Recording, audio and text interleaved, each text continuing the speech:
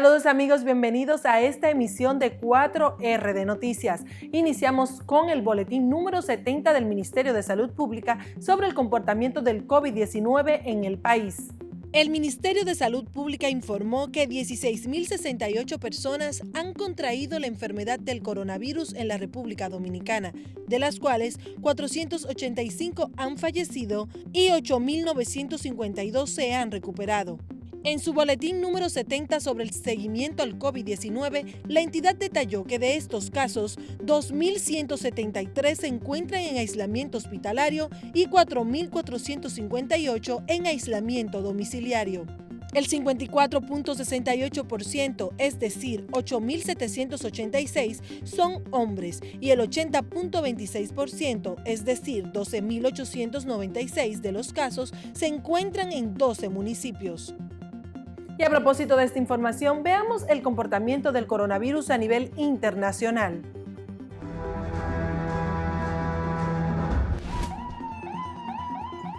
$5.690.182 personas han sido infectadas por COVID-19 en el mundo y 355.575 han fallecido por la enfermedad.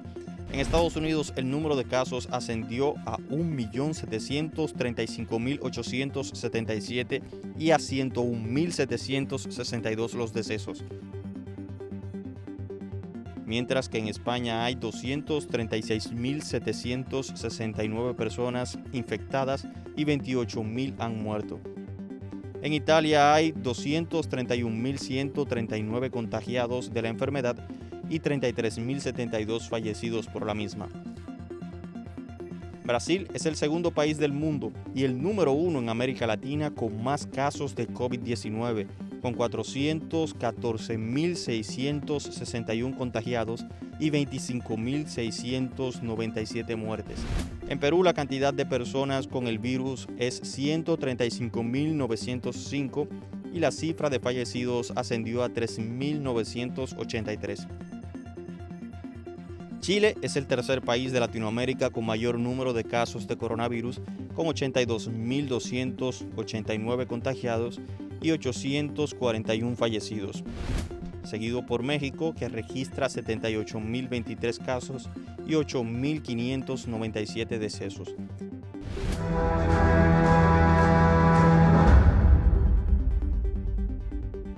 Y la Oficina Local de los Centros para el Control y la Prevención de Enfermedades de Estados Unidos ayuda a la República Dominicana con análisis estadísticos de las 15 provincias con mayor caso de COVID-19. De igual manera, quiero compartir la muy buena noticia de que vamos a desplegar una poderosa aplicación de Contact Tracing, una aplicación electrónica, desarrollada y monitorizada por el Massachusetts Institute of Technology, el Instituto de Tecnología de Massachusetts, la escuela número 1 de ingeniería de los Estados Unidos. Esta aplicación nos va a permitir hacer un rastreo de los contactos y de esa forma poder tener un control epidemiológico, una vigilancia epidemiológica más precisa en las poblaciones y así desplegar recursos preventivos, recursos de tratamiento, recursos de aislamiento, de una forma coherente, rápida e inteligente. El ministro de Salud Pública, Rafael Sánchez Cárdenas, exhortó a la población a reforzar las medidas de autoprotección ante la pandemia del COVID-19. A reforzar las medidas de autoprotección mediante el seguimiento de las indicaciones de las medidas de higiene indicadas a cada uno de los ciudadanos de nuestro país. Medidas de higiene desde el lavado de la mano, como se anunciaba en el video anterior. El Servicio Nacional de Salud implementa el Plan Desescalada y Reactivación Servicios Red SNS con el objetivo de restablecer la atención de forma progresiva y segura para cubrir las necesidades de salud de la población en los diferentes niveles de atención. El plan establece que los hospitales valoren cada semana la incidencia y tendencia de los casos de COVID-19 a nivel local para analizar su capacidad y la activación gradual de otros servicios esenciales como salud materna e infantil, enfermedades crónicas, cirugías y procedimientos, entre otros. El asesor del Poder Ejecutivo en Salud Pública y Sistemas de Desastres, Emergencias Masivas y Cuidados Críticos valoró como positivo el acceso de los comercios y las empresas a las pruebas para el diagnóstico del COVID-19. Entendimos la gran importancia asociada a la desescalada de empoderar a las empresas de nuestros procesos epidemiológicos dentro de su protocolo y así democratizar muchos de estos procesos. Por ejemplo, las empresas dentro de sus protocolos que buscan salvaguardar la salud de los empleados van a desplegar usos de pruebas de una forma inteligente, pruebas rápidas, pruebas PCR.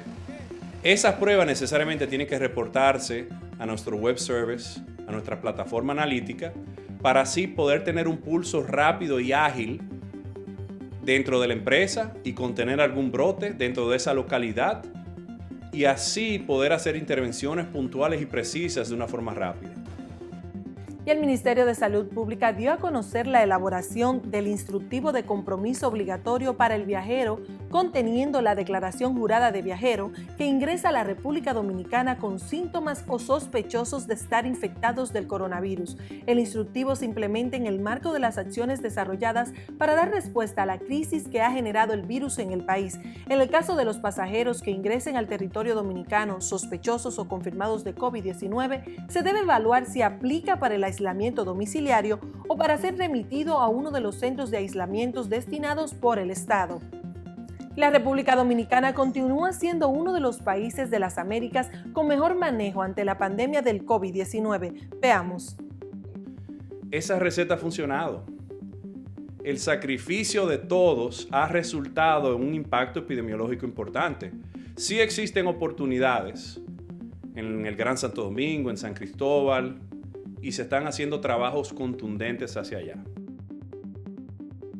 Y en otro orden, la producción de alimentos en el periodo enero-abril del 2020 ascendió a 67.32 millones de quintales, lo que representa un incremento de 4.6%, equivalentes a 3.18 millones de quintales de alimentos adicionales. El presidente Danilo Medina encabezó una reunión con funcionarios del sector agropecuario en la que se pasó balance a la disponibilidad de bienes alimenticios para el resto del año. El resultado del encuentro, que tuvo lugar en el Salón Privado del Palacio Nacional, se adoptaron más medidas para seguir protegiendo a los productores del impacto económico del coronavirus y consolidando la seguridad alimentaria lograda por el país. Y continuando con este tema, el gobierno dispuso la entrega de 3.000 millones de pesos adicionales al Banco Agrícola para atender la demanda incrementada de crédito por el impacto del coronavirus en el país. El presidente ha dispuesto la entrega de 3.000 millones de pesos adicionales al Banco Agrícola de la República Dominicana para que esta institución financiera, la más importante de atención al campo dominicano, pueda atender la demanda incrementada de crédito que surge ahora a partir del impacto del coronavirus en los mercados. De igual manera, se ha dispuesto la entrega de más de 400 millones de pesos a casi 70 organizaciones pequeñas de grupos organizados de agricultores que se benefician del programa de visita sorpresa. Más de 350 productores de las provincias de Independencia y Barahona recibieron del gobierno 13 sistemas de bombeo que le permitirá irrigar unas 16.500 tareas de tierra.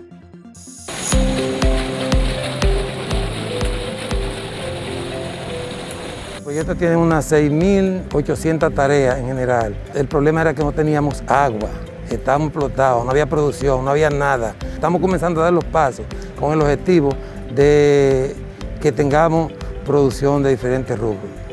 El señor presidente de la República, en la visita sorpresa 257, se comprometió en Saladillo a restablecer los sistemas de electrobomba. Y aquí en el día de hoy estamos dejando en funcionamiento 3 nuevas estaciones de electrobomba y 2 sistemas que fueron rehabilitadas. Con esos 5 sistemas de electrobomba, más el que se está construyendo adicional, nosotros le estaremos garantizando agua a más de 5.000 tareas que no disponían de agua para garantizar sus cultivos. Tenemos que estar realmente contentos porque apenas teníamos 1, 2, 3 bombas, hoy tenemos 7 bombas de reguío. También tenemos el placer del señor presidente de que no solamente nos apoyó en el recurso agrícola, sino en un financiamiento a través del FEDA. También la carretera, cruce de Mella Salinas, Saladillo. Hay que ser claro, clamamos en oración para que Dios nos envíe un gobierno. Fue Dios que trajo a Danilo Medina Sánchez a los Saladillos. ¿Por qué? Porque Dios vio la gran necesidad que tiene este pueblo de agua. Y el Fondo Especial para el Desarrollo Agropecuario distribuyó más de 60 millones de pesos entre 10 asociaciones de productores de aves, ganado, plátano y otros rubros agropecuarios de distintas partes del país. Los recursos serán utilizados para la preparación de tierras, para la siembra, capital de trabajo, adquisición de novillas, pago de mano de obra, construcción y reparación de infraestructura. Entre las entidades beneficiadas se encuentran la Asociación de Desarrollo Agropecuario Las Tres Cañadas del municipio Quita Coraza de Barahona y la Asociación de Desarrollo Agrícola y Servicios Múltiples de Santo Domingo Norte. Unos 300 sistemas de regadíos por bombeo serán rehabilitados, anunciaron las autoridades del Ministerio de Agricultura, precisando que para tales fines se dispuso de la inversión necesaria. Se ha dispuesto la inversión necesaria para rehabilitar un total de cerca de 300 sistemas de riego, de bombeo, que tiene el Instituto Agrario Dominicano. Todas estas medidas políticas adoptadas por el presidente de la República y por el gobierno tienen la intención de asegurarle al pueblo dominicano que, no obstante las dificultades, los desafíos que nos trae el coronavirus, el campo dominicano sigue trabajando para asegurarle a la población que en la República Dominicana no nos falte el alimento esencial en la mesa del pueblo dominicano. Y en otra información, el gobernador del Banco Central, Héctor Valdés Albizu, sostuvo una reunión con los presidentes de las principales instituciones financieras del país, en la que hizo un repaso de la situación actual en términos del comportamiento del mercado cambiario y del uso de los recursos de financiación puestos a disposición de los sectores productivos. Sobre el comportamiento del mercado cambiario, el gobernador aclaró que actualmente la oferta de divisas ha estado afectada por la suspensión del turismo y un menor dinamismo de las zonas francas y del flujo de la inversión extranjera directa, así como una disminución en las remesas y las exportaciones nacionales por efecto de la pandemia mundial, al igual como ha ocurrido en las economías emergentes. Y los contribuyentes que hayan presentado su declaración jurada a través de la oficina virtual de la Dirección General de Impuestos Internos ahora tendrán la facilidad de enmendar errores en el registro y de presentar la versión corregida por la misma vía. Esta medida tiene la finalidad de facilitar el cumplimiento tributario ante la contingencia causada por el COVID-19 sin la necesidad de que los ciudadanos se desplacen a las oficinas de impuestos internos. Y en otro orden, el Ministerio de Educación, a través de la Dirección de Informática Educativa, continuó la entrega de unas 300,000 netbooks a igual número de estudiantes, esta vez directamente a los padres, madres y tutores para no exponer a los menores a la pandemia del coronavirus, cumpliendo un protocolo establecido por el Ministerio de Salud Pública. La distribución de los equipos electrónicos y carritos tecnológicos se realiza en las instalaciones del puerto de Sanssouci en Santo Domingo Este, acatando las exigencias sanitarias como el distanciamiento físico, uso de mascarillas, guantes y lavado de manos. Ahora veamos un panorama de las cifras de personas contagiadas por COVID-19 en el mundo.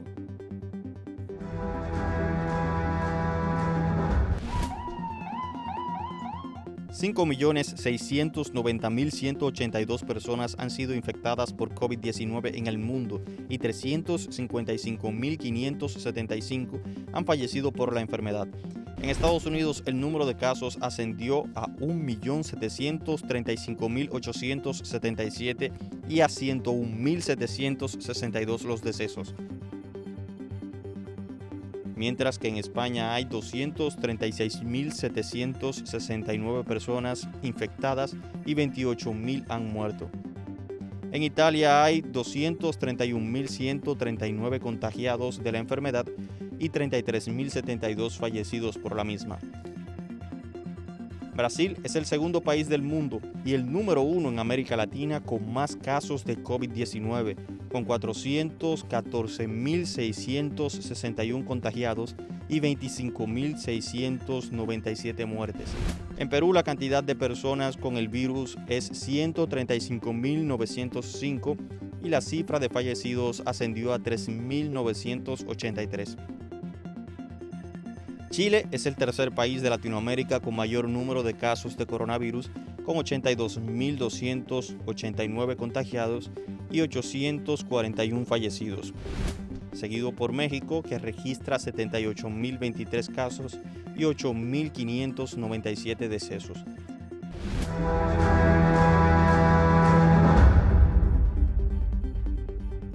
Continuando con el plano internacional, veamos ahora las principales informaciones generadas en el mundo.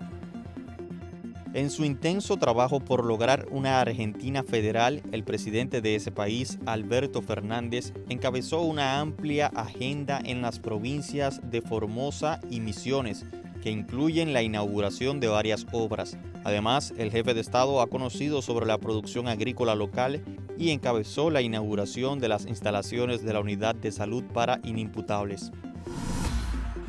Violentas protestas, represión policial e indignación caracterizan hoy el convulso escenario en la ciudad estadounidense de Minneapolis, en Minnesota, tras el asesinato del ciudadano George Floyd por un policía blanco. De acuerdo con los reportajes, los participantes en las protestas marcharon al grito de "No puedo respirar", el mismo que pronunció Floyd, mientras uno de los agentes mantuvo una de sus rodillas sobre su cuello para inmovilizarlo, pese a que pedía auxilio y ayuda médica. El Reino Unido exhibe hoy la tasa de mortalidad por COVID-19 más alta del mundo, al comparar la cantidad de defunciones adicionales reportadas hasta el 20 de marzo con igual periodo de 2019.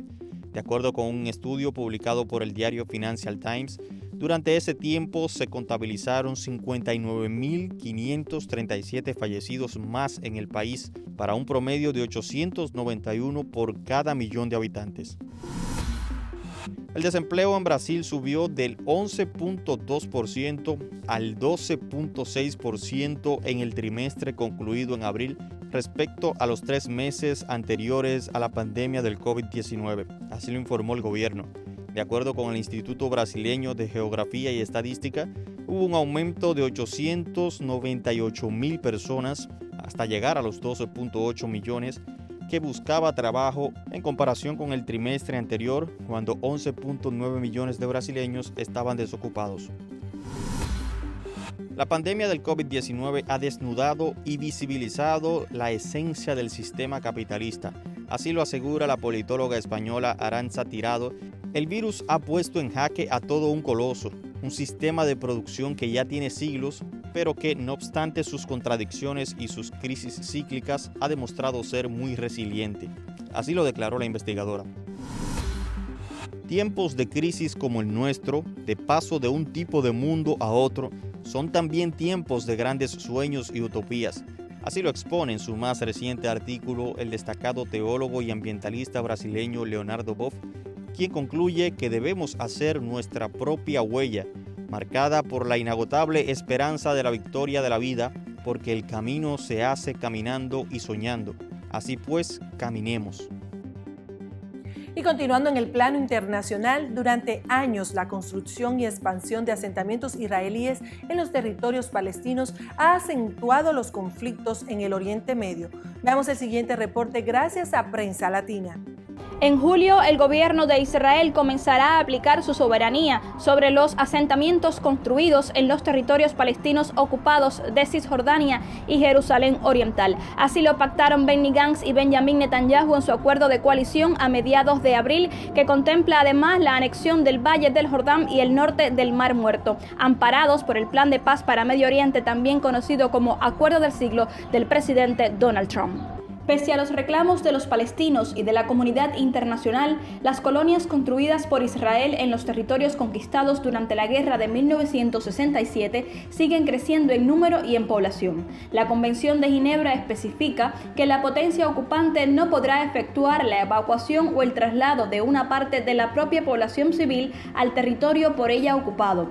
Sin embargo, más de 6.000 judíos viven en las tierras expropiadas a palestinos, sobre los terrenos de sus viviendas demolidas y a costa del desplazamiento forzado de miles de ellos. En 2016, el Consejo de Seguridad de la ONU aprobó una resolución que exhorta a Israel a cesar con la construcción de asentamientos ilegales en Palestina, pero en la práctica, nada detiene al gobierno hebreo, quien recientemente aprobó la construcción de otra colonia de 7.000 viviendas en Cisjordania. Por años, los líderes israelíes han aplicado una coherente y sistemática política orientada a favorecer la emigración de los ciudadanos judíos hacia los asentamientos, basada en la concesión de beneficios financieros e incentivos fiscales, mientras reducen los derechos y los permisos de construcción para los palestinos. Rusia denuncia la actitud del gobierno de Estados Unidos por pretender presionar a los países con política independiente. Veamos el siguiente reporte gracias a nuestros amigos de Prensa Latina. El canciller ruso Sergei Lavrov participó en una reunión virtual que sostuvieron los ministros de Exteriores que forman parte de la Organización de Cooperación de Shanghái y desde este mecanismo intergubernamental creado en el año 2001 denunció una vez más la actitud del gobierno de Estados Unidos que en medio de la pandemia del coronavirus pretende continuar presionando a algunos países que ejercen una política de manera independiente. En este contexto rechazó las acusaciones que consideró como gratuitas de parte del gobierno de Estados Unidos contra China y Rusia en medio de la crisis de la COVID-19, acusaciones que también calificó como infundadas. Estados Unidos, según consideró el canciller ruso, ignora todos los llamados a suspender las sanciones unilaterales que impiden el suministro de fármacos, equipos médicos y alimentos para luchar contra la pandemia e insiste en desarrollar campañas de difamación y mantener también actitudes agresivas, incluso contra la Organización Mundial de la Salud. Lavrov hizo referencia a las acciones de Washington durante las últimas semanas, que ha reforzado sus críticas contra Pekín, insistiendo que China supuestamente no proporcionó toda la información a tiempo a la comunidad internacional sobre este brote de la COVID-19 e insinuando incluso que podría ser responsable de la creación de este nuevo coronavirus. En esta reunión, Lavrov consideró que de esta forma el gobierno de la Casa Blanca refuerza su presión contra países que llevan a cabo una política exterior independiente, países como Venezuela, Cuba, Nicaragua, Irán o Siria, contra los cuales también desde este gobierno estadounidense se aplican medidas de sanciones. El canciller ratificó que la propagación de esta epidemia del coronavirus se ha convertido en un reto no solo para los estados, cuya economía y sus esferas sociales han registrado efectos negativos, sino también para todas las entidades internacionales y los procesos de integración, incluido la propia Organización de Cooperación de Shanghái, y confirmó también la disposición de Rusia de seguir llamando a la búsqueda de soluciones colectivas para mitigar los efectos de la pandemia a nivel mundial. Veamos la situación de nuestro vecino país de Haití con relación al COVID-19. Prensa Latina nos tiene el reporte. Mayo debutó en Haití con más de un centenar de enfermos de COVID-19 y por primera vez la transmisión local superó la importada. La pandemia afecta a más hombres que mujeres, con el 65% de los positivos, y se concentra en el departamento este, que acoge a esta capital, Puerto Príncipe. Mientras en muchos países los adultos constituyen el segmento más afectado, en Haití, con más del 50% de la población que no sobrepasa los 23 años, la mayoría de los casos, incluso las muertes, son personas jóvenes. Seguiremos el desarrollo de la situación. Debido a que estamos en una situación de emergencia de salud, puede llegar un momento en que tomemos sanciones contra cualquier persona que no use una máscara. Estamos aquí para proteger tu vida. A partir del lunes próximo, es obligatorio el uso de mascarillas en el país bajo amenaza de sanciones a quienes incumplan. Según el gobierno, la normativa persigue limitar la propagación del nuevo coronavirus presente en 8 de los 10 departamentos y concierne particularmente a los empleados en sus espacios de trabajo, conductores, pasajeros de transportes públicos, ciudadanos en la calle y aquellos que frecuentan tiendas, bancos y hospitales. Mi función es hablar con usted para ayudarlo a comprender la magnitud del problema. Tengo que decirle la verdad. La situación es grave. A mediados de semana, la Organización Panamericana de la Salud expresó su preocupación por la nación caribeña e indicó que existe un peligro real de una epidemia a gran escala por la poca percepción del riesgo. Con más de 11 millones de habitantes, las autoridades ya reconocieron la debilidad del sistema sanitario, falta de personal y equipamiento médico, a lo que se suman los ataques y amenazas a centros de tratamiento de COVID. Expertos coinciden que la enfermedad se encuentra en las etapas iniciales, sin embargo, puede alcanzar las 20.000 muertes y cientos de miles de contagios en el peor de los escenarios posibles. Y volviendo al plano local, el ministro Rafael Sánchez Cárdenas hizo un llamado a los jóvenes a proteger a los adultos mayores y a sus padres ante el COVID-19. A todos aquellos jóvenes que están en el trabajo, que salen a la actividad de adquisición de bienes y servicios o sociales, a proteger a nuestros mayores, los padres y los abuelos que están en sus hogares y que necesitan el cuidado de nosotros. Y nosotros les invitamos a que amplíen estas y otras importantes informaciones a través de nuestra plataforma Canal 4RD, nuestras redes sociales en Facebook, Twitter, Instagram y nuestro canal de YouTube. Gracias por su sintonía. Continúen con la programación que su Canal 4 tiene preparado para ustedes.